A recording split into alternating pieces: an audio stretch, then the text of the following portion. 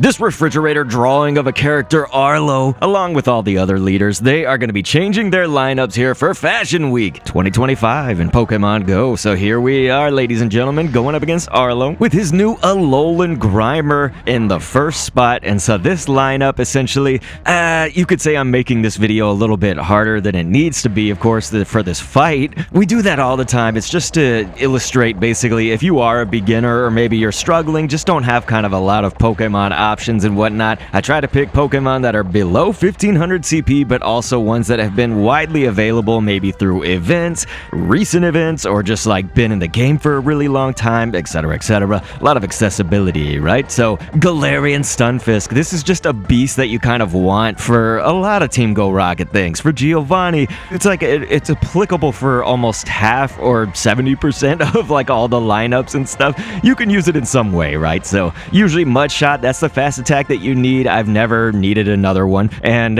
using Muddy Water right here. Now, if you can spare it, you don't have to, okay, to do this exact kind of replicate this experience a little bit. You don't have to have 2 charge attacks, but mine does right now. The main thing that you need is just to remember the typings of not only the Giovanni's Pokemon and yours to like kind of go with weaknesses and all that, strengths and weaknesses, but make sure that you're resisting the fast attack of Arlo, or did I say Giovanni earlier? And it's just because in my brain, Arlo is so worthless, like I just don't even focus on fighting him that much. Giovanni, I know, is the only one worth their salt on Team Go Rocket, but yes, what I'm trying to say is also resist the fast attack, because really, most of the time you're going to be able to shield indefinitely against all the charge attacks that are going to be thrown at you. Now, Umbreon, this is a really cool choice simply just because it does have a lot of beefiness. You know, it can take a lot of attacks, but also Eevee is often so widely available, and I feel like this being the year of Eevee, they are going to have like probably some other kind of Eevee events or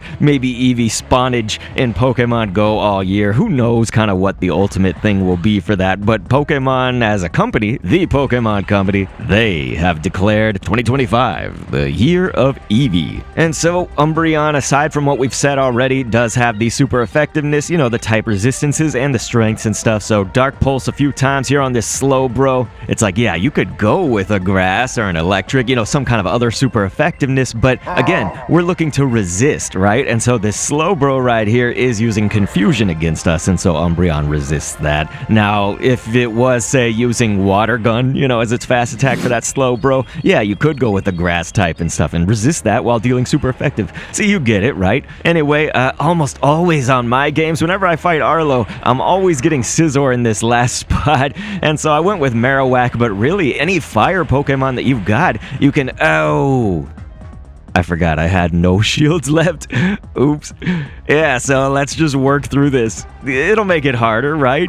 It's fine. He did Trailblaze. All right, it's just part of the challenge, okay? Let's not get caught up in that.